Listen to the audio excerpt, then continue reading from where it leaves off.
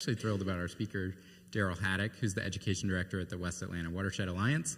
If you know anything about me, I kind of started in water and sort of migrated into more of an energy policy role. And so Darryl was actually one of the first people I met, I think when I was at Georgia State, and we had some students working in Proctor Creek, and I think that's how we got to know each other. But I've always been blown away by Darryl's ability to kind of take really complex scientific topics and also policy topics as well, and the way that those two things kind of intersect with each other and boil them down to the most critical elements. And so I'm just delighted that you're here to tell us tonight about some of the work you're doing. So really thrilled about that. I'm going to give you a brief overview of Darryl's background real quick. He, like I said, the Education Director for the West Atlanta Watershed Alliance, which if you don't know is huge in the water space in Atlanta, really the kind of key player, I think, when it comes to water and justice in Atlanta. Wawa really stands alone in that regard. Darryl, as I just learned, has a background in geography and GIS, which is something very near and dear to my own heart.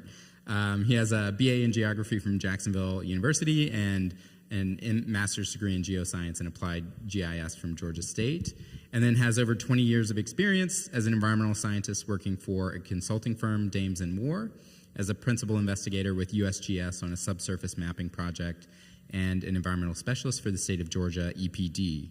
And then Environmental Leadership Program and Toyota Together Green, and the National Audubon Society recognized him as a fellow and emerging leader in environment and conservation projects.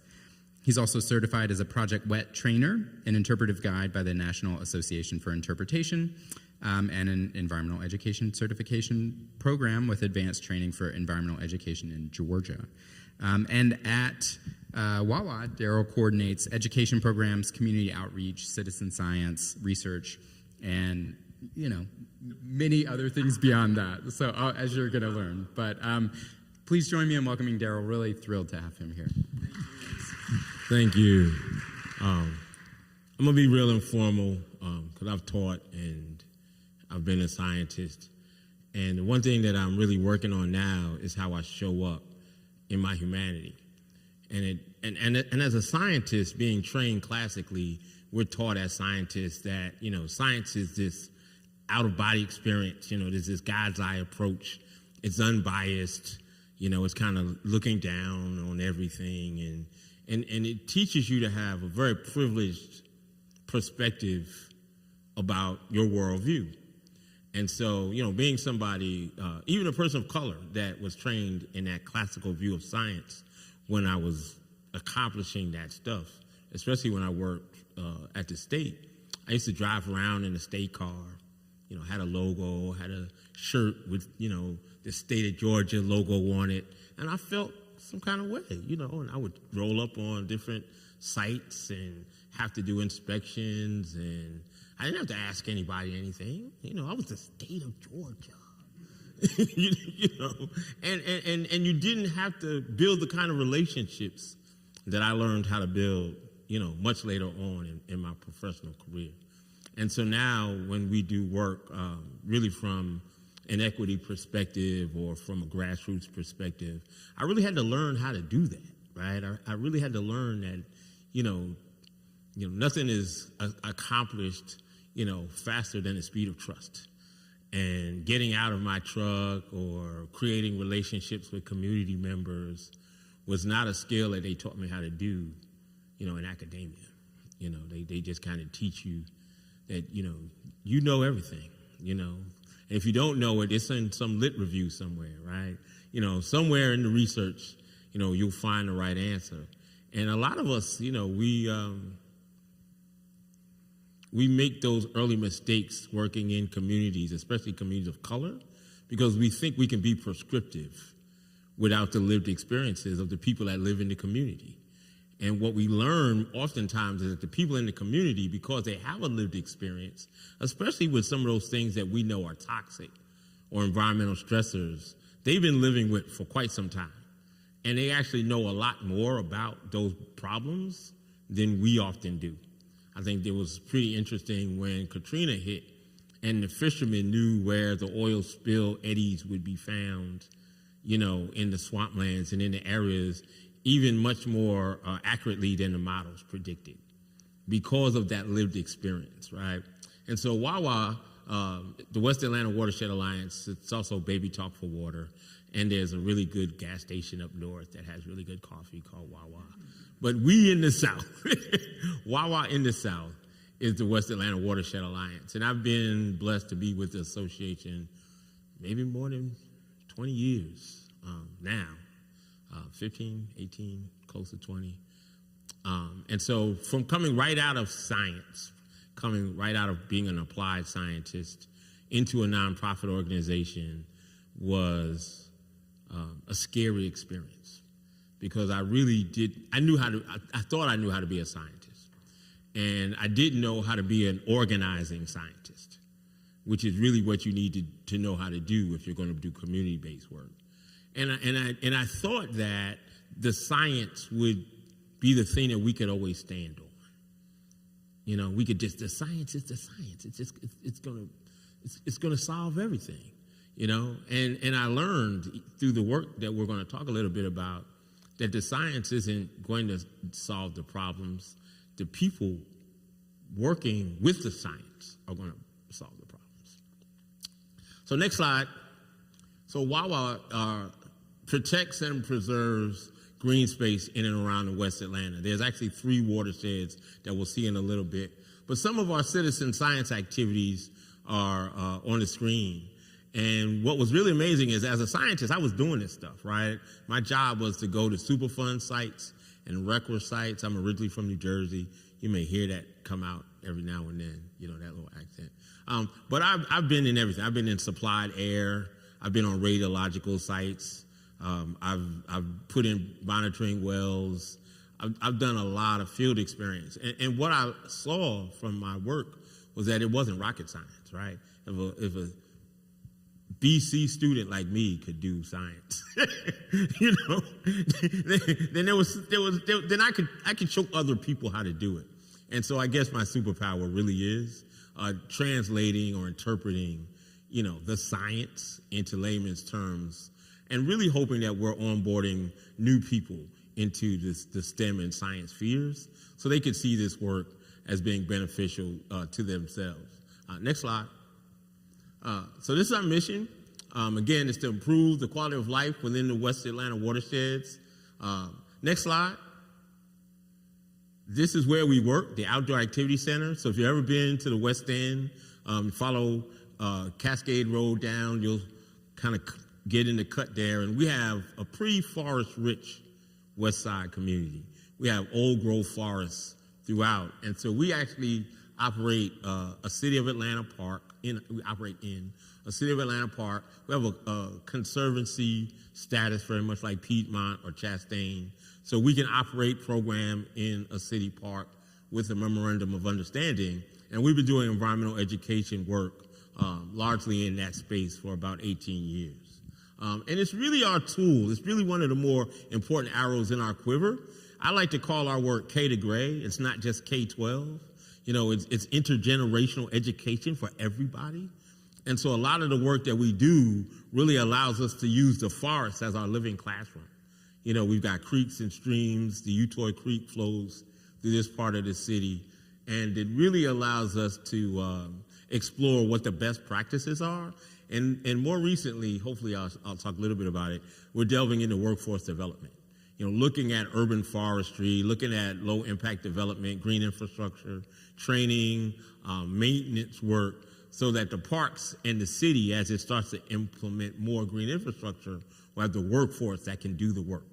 If you're familiar with the city, and I'm not casting a really hard dispersion, but most of the staff cut the grass and they blow the leaves. They really don't know, pollinator gardening or how to maintain a rain garden. And so those are the skills that we hope to bring with some of the environmental education and workforce development work we're going to talk about a little bit later. Next slide. So I know you've heard a lot about environmental justice through this series. So I'll just keep the description up there. But one of the most important things in the definition of environmental justice is that it's the meaningful involvement of all people, a lot of people think that environmental justice is only for black people, right? Black people, they're the only ones being impacted. But if you go up and down the Rust Belt, the Appalachians, we know that is not true. And this conversation that we're having somewhat falsely, about equity and critical race theory, and, a lot of people are just really tight, about conversations about race. It's not that environmental justice speaks to one particular people. The challenge is that people of color oftentimes experience it more. So it's not necessarily that we're the only, right? And so the challenge has to become, how do we build, like we know in Atlanta, a beloved community, an inclusive community that understands these issues and recognizes that these issues aren't associated to a race system. Because the race system is not even science. If we go back to science, race classification, the 4 people that we learned just sprung out of the planet in these different places, that's not real science. Like, white people didn't end up in the Caucasus Mountains. Like, that's just not true. So the fact that we think that's science, we live like that's science, but then we know in our hearts and our minds that that's not real science. So there's no 4 people, right? There's no red people. They're phenotypes, but there's no distinctive individual people that were separated on this planet.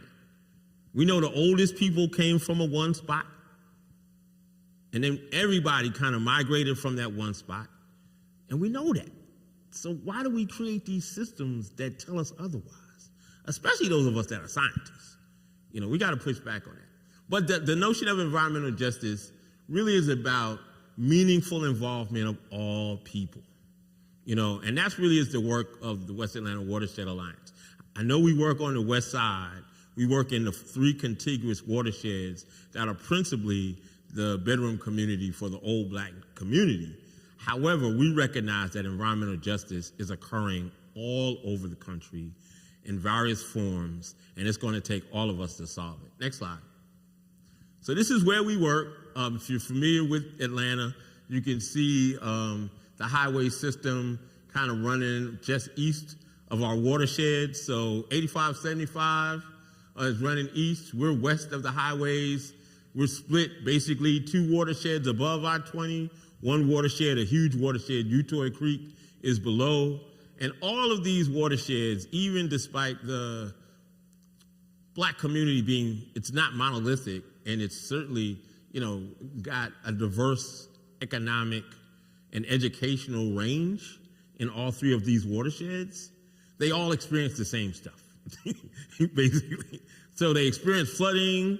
They have we had a combined sewer overflow at the problem at the time that Wawa was formed.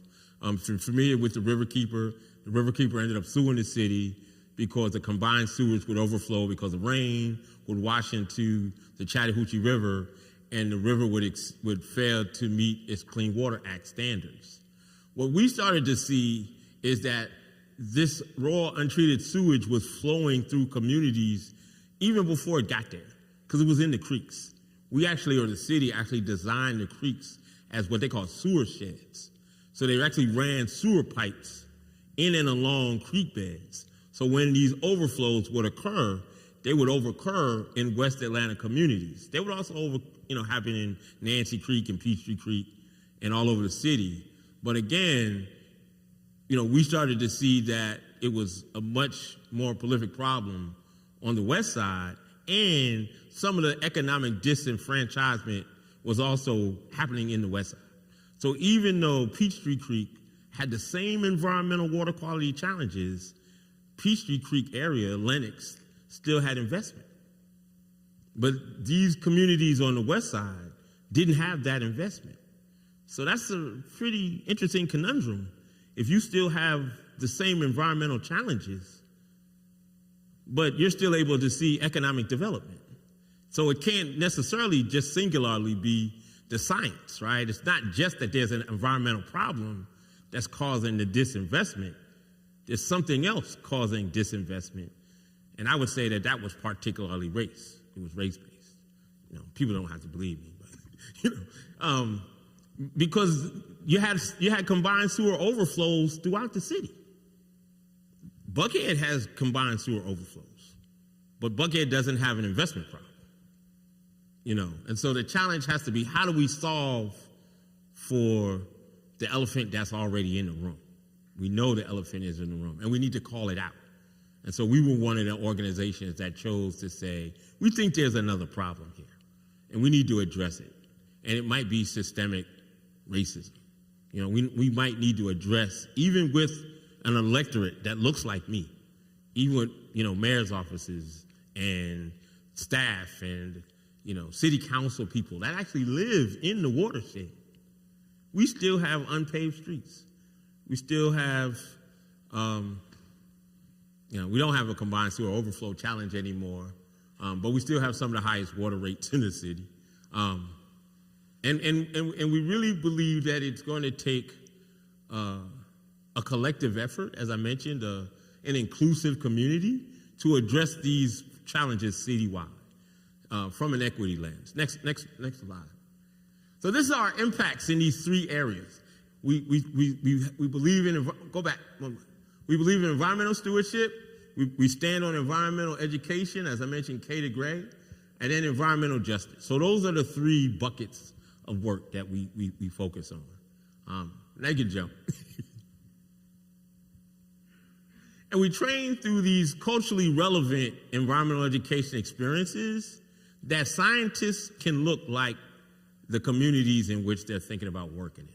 I love Bill Nye, and I know I don't look like Bill Nye, And so I just try to show up with my most authentic self, recognizing that sometimes youth, especially youth of color, especially young men, boys of color, if they're going to aspire to what is possible, they need to see more of us so they can say, well, yeah, basketball, football, sports, those things are cool. And I love science. And a lot of times, anecdotally, we know that children love to play outside. We see it all of the time. Playing in the creek, flipping over rocks, looking for crawfish, rolling over, playing with roly-polies. That's stuff that kids do despite race. Something happens, especially the black boys, that turn them away from that love of nature and science. Maybe people think that, they can't do it. Maybe it's a challenge to work with, some of the social behaviors. I don't know what it is, but, we're looking at how, as I said, we can have an intergenerational approach to environmental education. Because oftentimes when you fell in love with being in nature, somebody that you loved was doing something with you, right? Took you fishing, took you hunting, took you out in the woods, your first camping experience.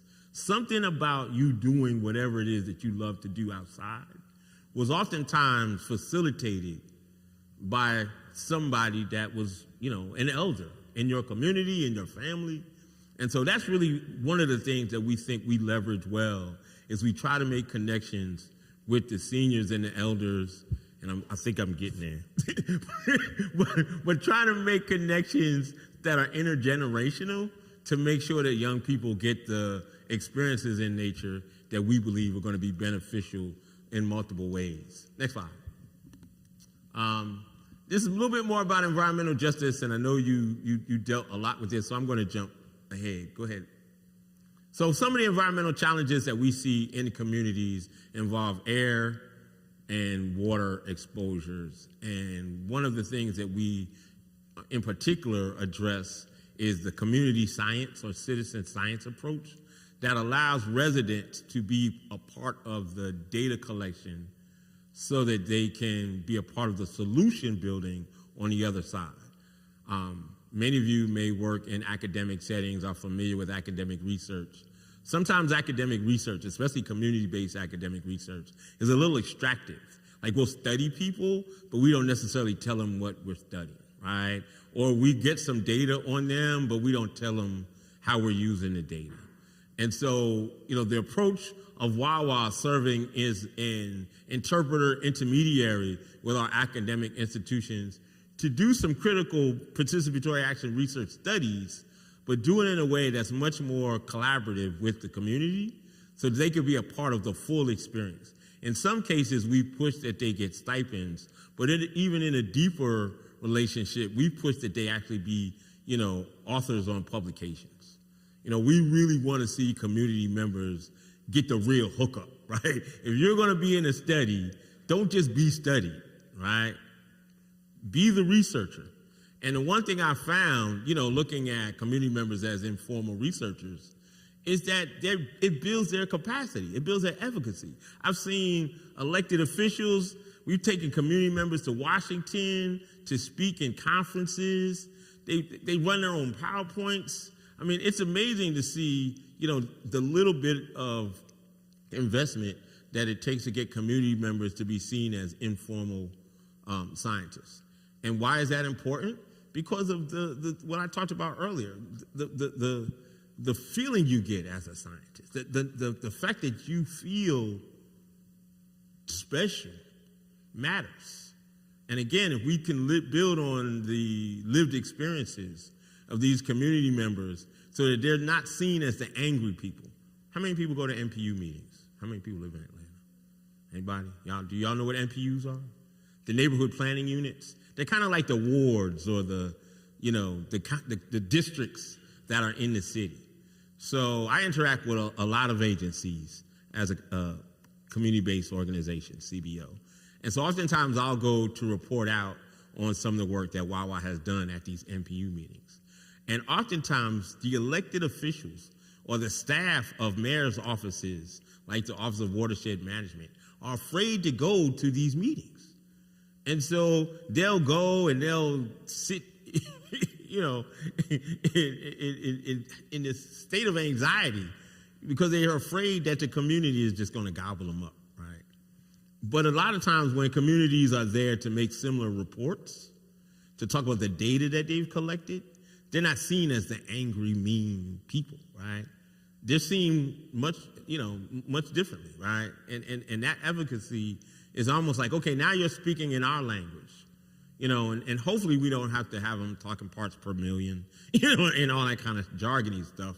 But just the fact that they're able to articulate, scientific concepts in a way that they're saying, look, we are being impacted, and the science and the data shows we're being impacted. What are you all going to do about it? Is a much different conversation than I feel sick and you better fix it, right? And so I think that, because of these environmental challenges and the community-based work, the participatory action work that Wawa does, we've really seen a change in how people have been seen even in their own community. Next slide. So here's the definition of community science. There's a book called Street Science. You may want to look it up. I can't think of the author right now. But it's really doing these critical analysis on water quality or air quality, but you're doing it with the community. The community is side by side with you. And one of the important projects that we've done as a community science initiative is actually with the Chattahoochee Riverkeeper, and it's coming up soon. We do something called the River Rendezvous. And so we invite community members to come out. The last few years, we've been in Northside Park. We even did it as a drive-through experience at Grove Park during the pandemic. But we give out maps of locations where we want water samples to be collected. Community members get in their cars, they drive around to the locations, they grab samples of the water quality that need to have the water quality analysis, and we bring it back to a park, and the Riverkeeper has a lab, and they actually take the water quality data analysis right there on the spot. So it really democratizes the science because we're doing it in a city park, right? It's not hidden behind the ivory towers. And so it's been a really interesting project to do with a partner like the Riverkeeper, because the last few years we've been able to find sewer spills. We've been able to find what they call illicit discharges, where people are illegally discharging into creeks and streams. We found a few places where we were still finding, they thought that the combined sewer was closed in a location, and we were still getting high hits of E. coli bacteria. So that meant that something hadn't been closed properly, a valve, and we were able to notify the city. So a lot of value in this community science activity that we're able to do here in Metro Atlanta. Next slide. Another project that we're working on is the Urban Heat ATL. We're doing this with Georgia Tech. Yes. So students from Georgia Tech University, Spelman College, are working with community members on the west side. We were able to find heat centers that are Bluetooth enabled. And so we walk around communities when we did this during the summer, and we looked at heat extremes around the city. So we walked around the Beltline, we walked in Midtown, we walked around the campuses, and an example of the heat map is below. But we're really looking essentially at the heat island effect around the city and what areas is it superheated, because we know that there's an energy burden in these communities. A lot of times air conditioning is a challenge, and so are we finding that the high heat is actually in the same corridors as the poor housing? Yes, we are, right? And so now we're able to take this data back, show those intersections, and then hopefully create policy around, addressing heat. We even saw this summer that some of the places they were putting the cooling stations were not particularly aligned with where the heating was. So they had city parks that were opening up as cooling centers, but the parks were, under the trees. They were already cool. We need to figure out how to have maybe pop-up heating centers that are, maybe where we don't have the parks in the corridors. Maybe that would be a little bit better alignment. So we were able to tell a little bit of that through this particular project. Next slide. This is a little bit more of the analysis, and we're showing that Taki Osborne-Jelks, he was in one of your sessions. Some of the data, you could see the high heat in the spring and summer, the fall and winter, and along the corridors which the community and the students walk. So this was a particularly innovative project that we have been able to do most recently, and we're going to continue to work on it in the coming year. Looking for more research dollars, but we believe we'll have enough funding to do it next summer, spring and summer. Next slide. We also have what's called a Proctor Creek Trash Trap Network. So I mentioned to you that we have 3 different watersheds. Proctor Creek is the only watershed in the city that's completely in the city boundary. So all the other ones are slightly outside. So they may involve a county boundary or municipality. Utoy Creek, actually, parts of the city of East Point share Utoy Creek. Some of Fulton County shares Utoy. And so Proctor Creek was the only watershed that was entirely in the city's boundary, so we could work with the city to address the trash problems. So we were able to talk to the City of Atlanta Office of Watershed Management, and we got a trash trap network funded by Coca-Cola. So we actually have trash traps that we place in the stream column. The water flows passively, washes the trash into the trash trap, and we don't see or have to do these kind of cleanups much anymore. We're actually looking on adding a workforce development aspect to it. A lot of the work that's currently done is often volunteers. Unfortunately, these communities can't do this work as volunteers. They need jobs. And so we need to shift, although, a lot of what environmental and conservation work is predicated on volunteer work, and a lot of people see that as the model. We really need to turn these into well-paying jobs, for some members of the community. Next slide. You can't see it. This is really a poor slide, but at least the logo will show you some of the organizations that are partnering with the West Atlanta Watershed Alliance. As I mentioned, Coca-Cola was the one that actually funded the trash traps, and you could see the pictures. There's 3 types of trash traps that we had installed during the pandemic. That last one that looks almost like a PVC crab trap is no longer being utilized. It really couldn't handle the flashy storms that would come through the creek with the flows, and those got beat up pretty bad.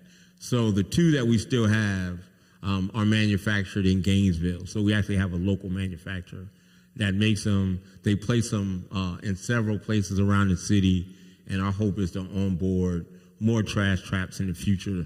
And then you can probably not really see the data very clearly, but we've got data showing the trash that was removed. We would do a forensic analysis with students and the workers to actually take a look at just what was being taken from the trash traps, what brands we were seeing, counting them.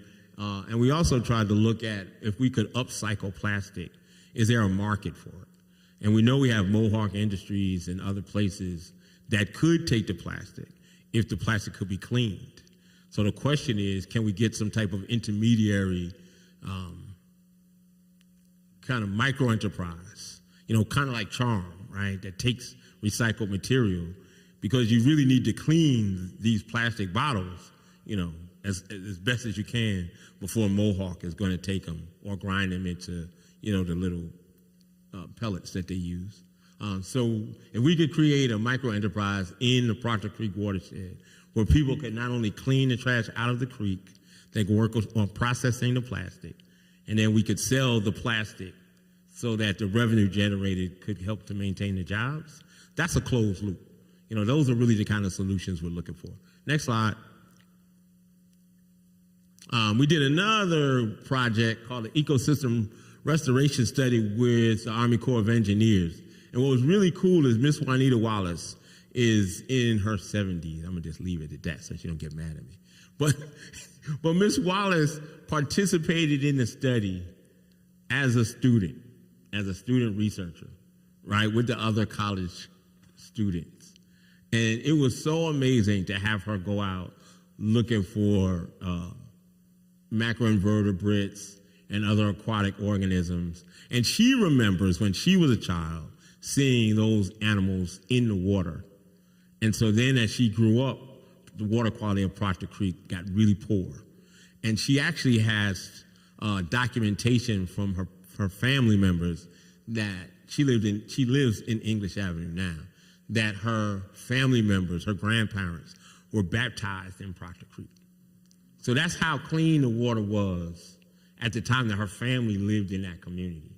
And so to have her come full circle, working on protecting the water quality and finding the organisms and animals that she remembers being in the creek when she was a child, it's just an amazing benefit. You talk about co-benefits, right? That's a co-benefit. Next slide. This is more of the study. There's actually a report that was created showing us the data for this project as well. But yeah, they were looking for crawfish and pollywogs and sliders, and it was really amazing that we were able to find some life that's sensitive to pollution, so that's a good water quality indicator. If everything is tolerant, that means just the bad stuff are there, right? You want to find some things that are living and are sensitive and shouldn't be there.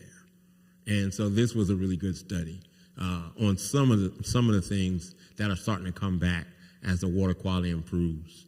Next slide. I mentioned the River Rendezvous. This is with the Chattahoochee Riverkeeper. This is where we go out and we collect the grab samples. We bring them back. We've done this at Grove Park. We've done this at the park on ML King, and now we're currently doing it at the new Northside Park where the reservoir is.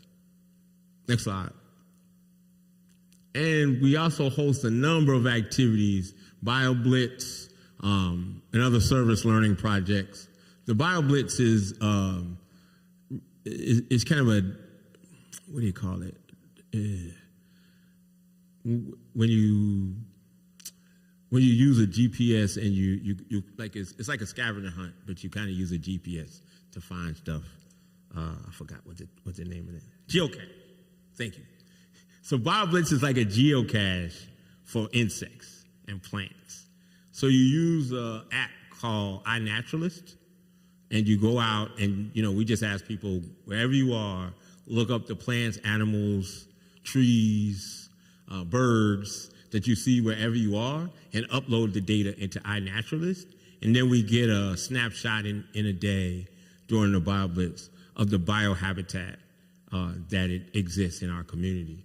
And so we do that with schools, college students, seniors, and again, it's a really exciting, pretty fun day. And you don't have to know a lot about science, because iNaturalist basically tells you what you're looking at.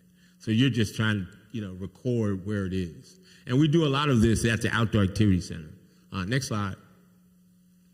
So that's it. So I was able to go over some of our community science activities, a little bit of the history, a little bit about me. So if there's any questions that anybody has about our work, or maybe what's going on in the city, hopefully I can shed light. Okay. Yeah. Well, I can start, I guess, since I have the microphone. Thank you, first of all. I think, can you talk a little bit about the sort of CSO issue that you referenced? I don't know that everybody will be familiar kind of with Sure. what that is, and maybe how that came to be and why it stopped. So CSOs, combined sewer overflows, were sewer technology that was brought over from Europe, right? So essentially a CSO is a single pipe. Usually in Atlanta, we had big CSOs that were 8 feet. You could stand in them, 8-foot diameter pipes. And the first CSOs went into the city, it's my understanding, around the turn of the century. So just as Atlanta was becoming Atlanta and becoming a functioning city with a central business district downtown, the creeks actually were piped. In most cases, they were piped as brick and mortar, and they actually closed the creek in a brick and mortar pipe. Eventually, we lined those pipes, so we put in, steel pipes and clay, terracotta pipes. But essentially, what happens is everything that you flush down the toilet, sanitary sewage, is the first thing that goes into this singular pipe. But because the storm drains are connected to the same pipe, when it rains, storm water goes into the same pipe. So that's why we call it combined, because it's sanitary sewage and it's storm water. So what happens when we have an excessive, flashy southern rain is that typically you have a really low base flow in the pipe of slowly moving sanitary sewage. And then you get this rush of rainwater into the storm drain, and the pipe capacity is exceeded. So stormwater mixes with the sewage. Now it's untreated sewage, and it forces its way out of the pipe. It either blows the manholes, it seeps through the cracks in the pipe. The brick and mortar, after this swell, and eventually that crumbles, and those pipes leak, and that essentially was the death knell of the water quality in the Chattahoochee, because that sewer system wasn't maintained. It wasn't well maintained. And so if you remember Shirley Franklin, if some of y'all remember Shirley Franklin, the problem was each mayor would essentially pass on the sewer problem improvement or the lack thereof. And so finally Shirley Franklin had to do something about it, and she created the large sewer tunnels. So essentially she had to dig out huge spaces where that storm water mix could just be held until such a time that it could be pumped to the wastewater treatment center. So that was what the consent decree forced the city of Atlanta to come up with as a solution. The problem was that when you put the mix back into the pipe, would hold, there's no treatment that happens in the tunnel. It's just a holding space. So if you put it back into a leaky system, it continues to leak. And so they would try to treat it once it got back into the creeks and streams with chlorine. And so they would inject chlorine after they would flush the system back to the wastewater treatment. So, I mean, you can imagine you still have leaky, raw, untreated sewage in your creeks, streams, backyards, schoolyards, and then you would flash it with chlorine. So how good was that for that environment, right?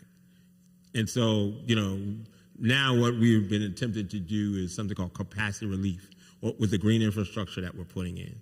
So you may know about the permeable pavers that are in Mechanicsville and People Sound. Atlanta has the longest consistent miles in permeable pavers, I believe, in the world. Maybe it may still not be, but when we first put them in to address, the water going into to diverting the storm water into green infrastructure. Boone Park and Old Fourth Ward Park are both catchment parks that catch the stormwater so that it doesn't go into the sewer. And so they're actually trying to diminish the capacity of what's going in so that you only really have the untreated sewage, if that makes sense. So that's what the CSO is. And unfortunately, Atlanta's not the only city that has that problem, because all the colonial cities started out with that up and down the East Coast. So New York, Philadelphia, Chicago, like all of the major cities, Detroit, they all have, most of them have consent decrees. I think Charlie Bethea was the first person as a riverkeeper to sue an American city. But all the cities have been subsequently sued by riverkeepers and others. Anyone else have a question? Yeah. And then we'll get you.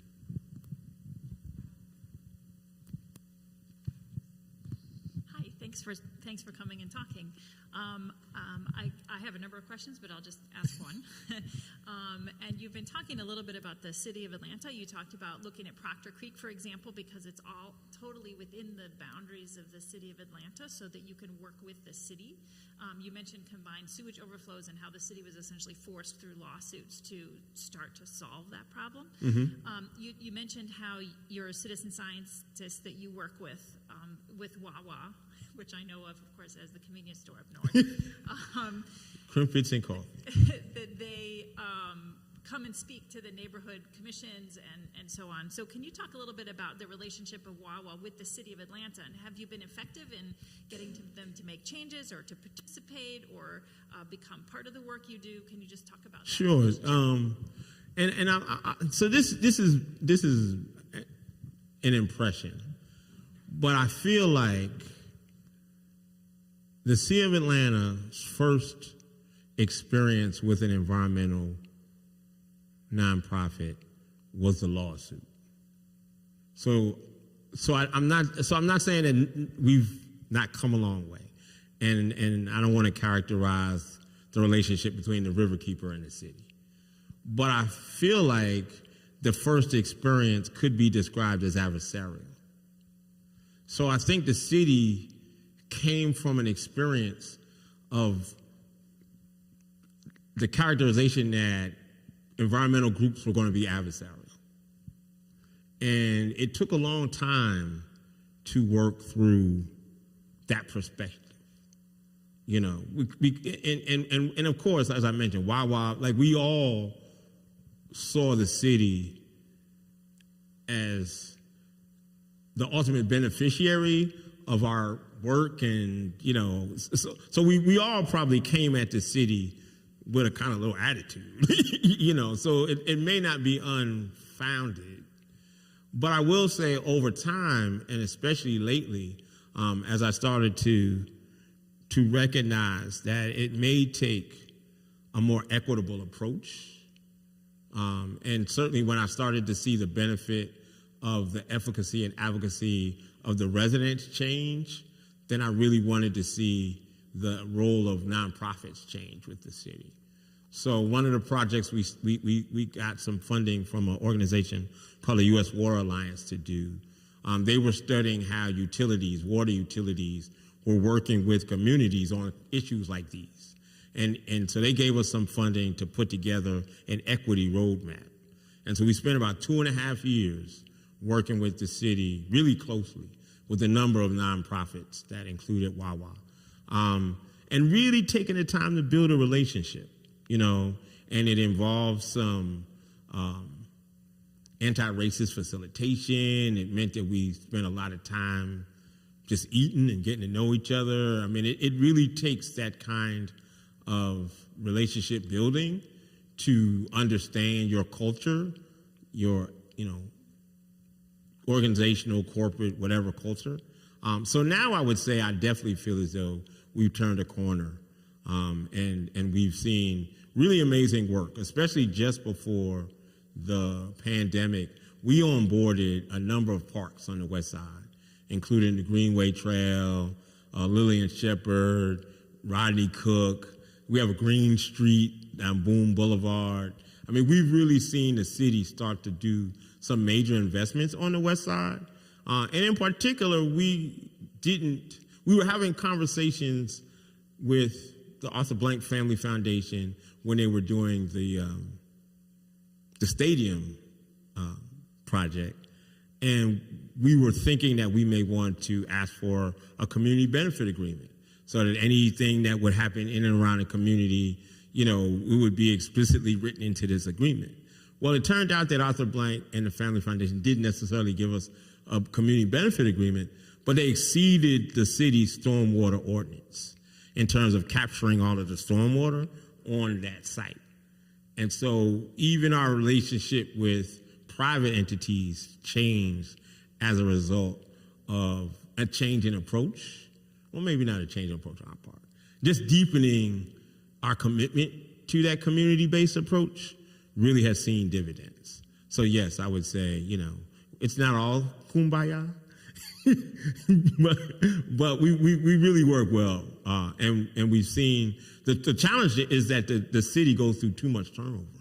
The mayoral elections, the mayor's offices, they change a lot.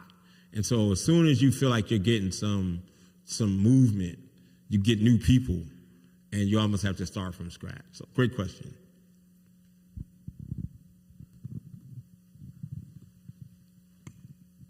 Thank you. That talk was really inspiring, and I really like the idea of everybody as a researcher and this community scientist approach. I think that's really cool. So let's pretend I'm a scientist, and I'm also writing my PhD, so I'm also into science. I really like it, but I like the community approach. But I'm looking at sustainable buildings, and I'd like you just mentioned the stadium, and I was going to ask about that because when I first came, I was oh, there's the first LEED Platinum certified stadium. It's in one way pretty amazing, and I know the stormwater management is also really cool on site, and they have this, I don't know how many 1,000-gallon cistern or whatever on site. Yeah.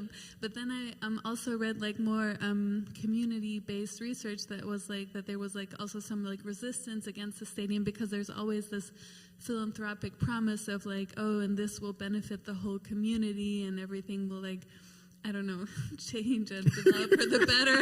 And so, I don't know, I'd like to ask a bit about that, thinking of sustainable buildings and their effect and I don't know, this promise or how, what your take is on this. Sure. So, especially in the Project Creek watershed and in the upper, what we call the headwaters, in and around the Gulch, Mercedes-Benz Stadium, the HBCUs, that whole area along Northside Drive, if you've ever driven it, how many trees do you see? None, right? How much hardscape is along Northside Drive? It's almost all hardscape. So there was what we call a 200-year rain event. I think it was back in 2005, but it might have been 2008. I think it's 2005. But anyway, before they built when they had the first stadium and the Georgia World Congress Center, it rained in the corridor, and it flooded out 70 homes in Vine City. that's where the Rodney Cook Park is now.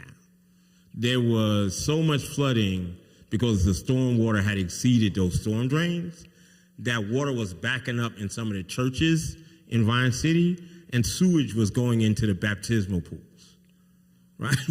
It was ridiculous, right? And so the community was saying, if the existing footprint of the stadium flooded us, why would we want a larger footprint? And so that's when we were saying, well, if you're going to build, you're going to have to give the community a community benefit agreement. Now, what was interesting is, there was a lot of politicking going on, and mayor and others really wanted the stadium. And so, there were a lot of deals cut, and we got the stadium. And they did a pretty amazing job of the stormwater improvements to ensure that we haven't seen subsequently anything run off of the property.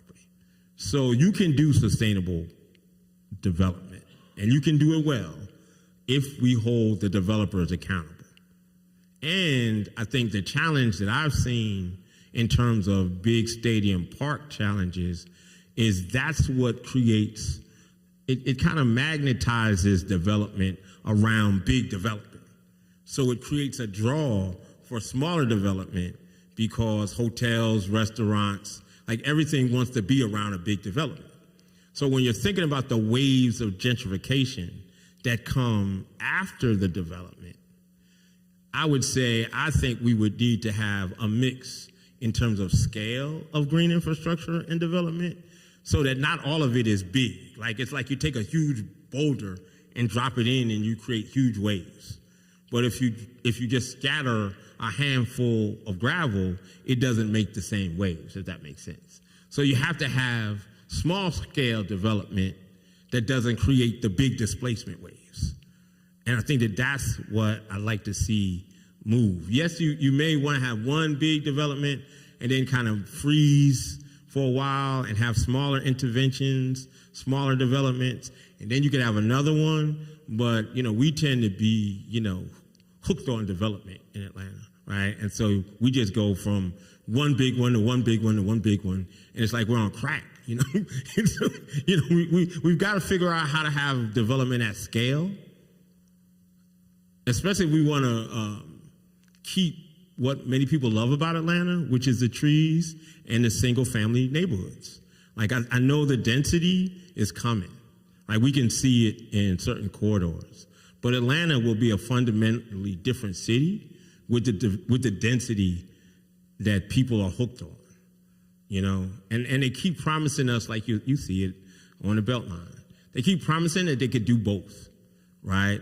But do you see, like the Beltline is green space, but is it really green space? Like how well have we really done sustainable development along the Beltline? So I want to be optimistic, like I really do, but I think it really has to be one big project and then hold off for a while. Maybe a moratorium development for 3 years, right? Just break the momentum, and then come back in, smaller interventions, and then another big project, We'll see. But that's what I see. I think the other thing that I'm noticing in terms of the work we're doing is the energy vulnerability.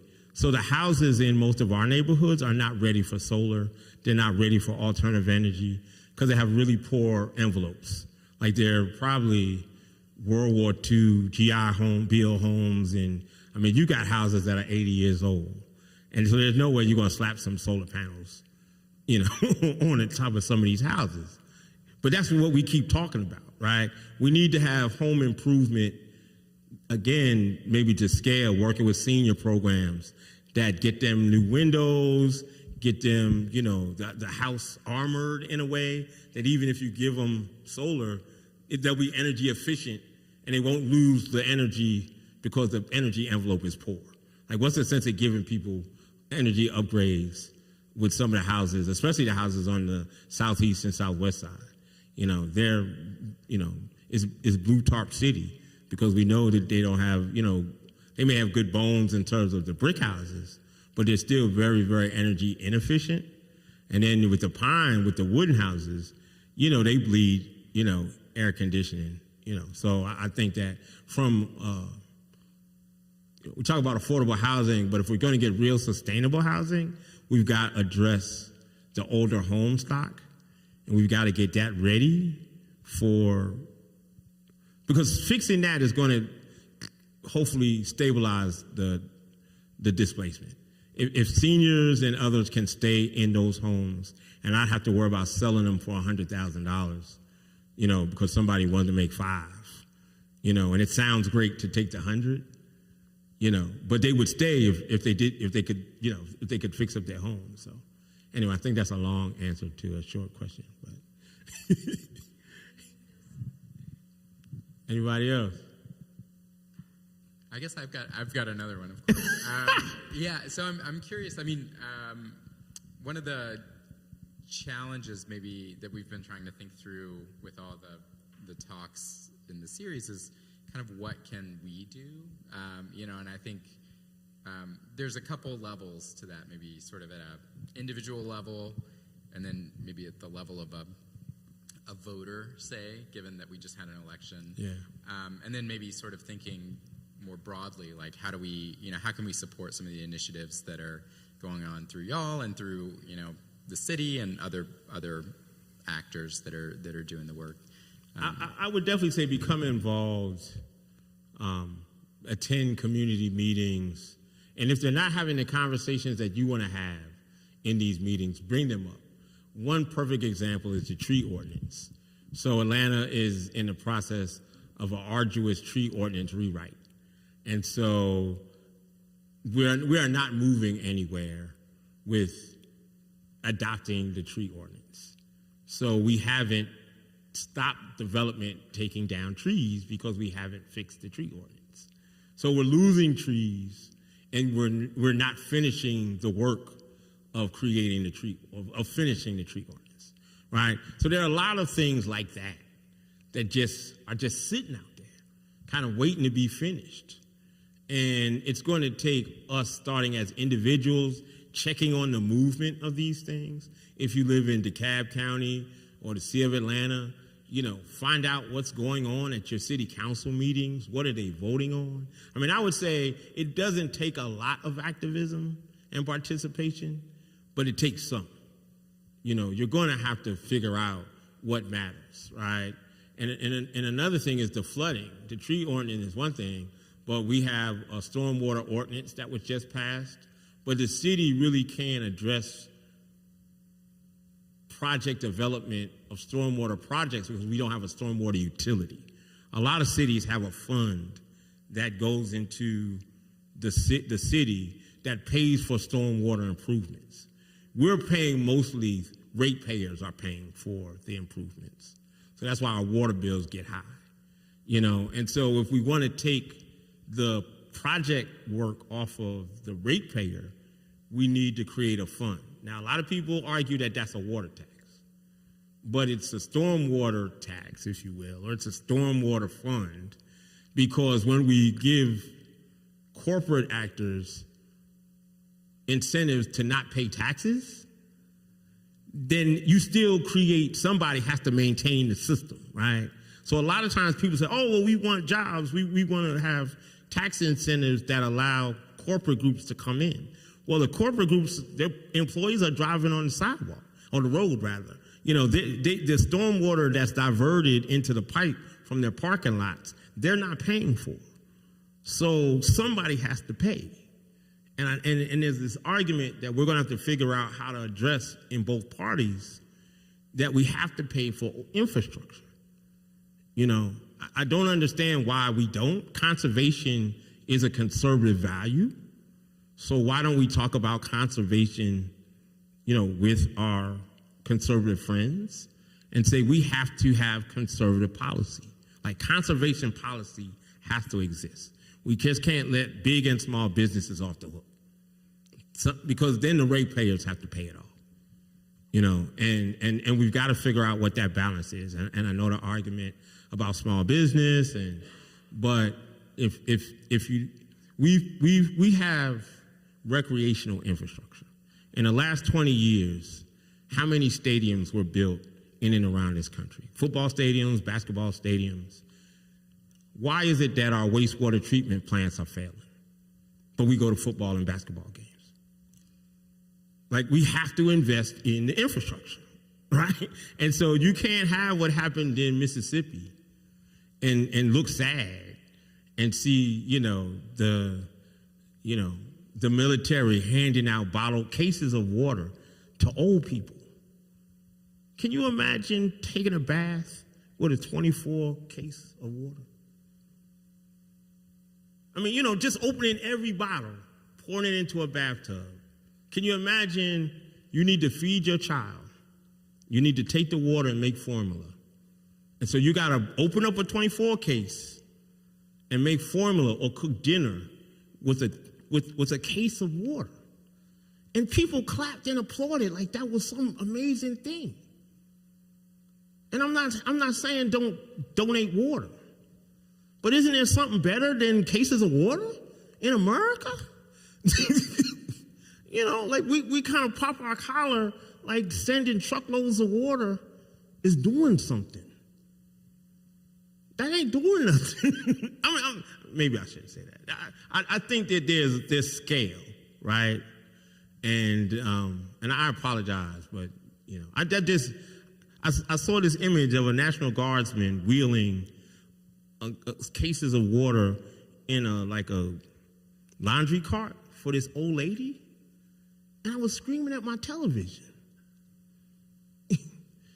And I was like, okay, so you walk her to her house. What does she do? You get it on the porch.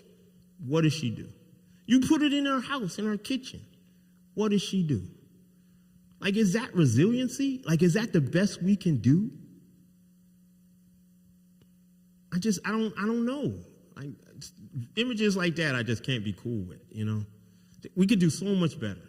They should never had that wastewater treatment failure in the first place. There's no reason why we shouldn't invest in our own infrastructure, at the very least. But if it takes Wawa or others like Wawa, sorry for the soapbox, but, I think the last thing I'll say to that conversation is we need to come together and have spaces where we can all speak together. I'm really trying to work on creating more opportunities for progressives and conservatives to talk about these issues. We got to figure out a way how to talk about climate that alleviates the jargon so that everybody doesn't get all caught up on being a climate denier.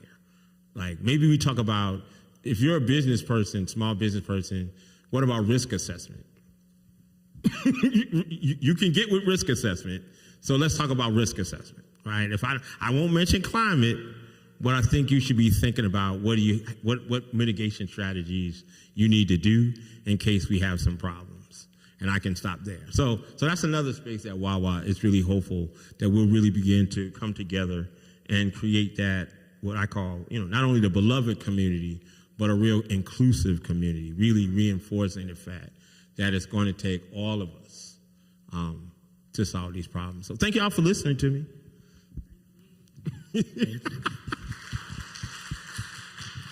And before you go, I'll put in a plug. We have one more of these next Wednesday at 7 p.m. We're going to be kind of summing up this 5-part series, and thinking about kind of that last question, like, where do we go from here? What do we do? How do we actually put this into practice? So hope to see you all there. Thanks for coming out tonight. I appreciate it. Thank you all. Come on in, jump all around.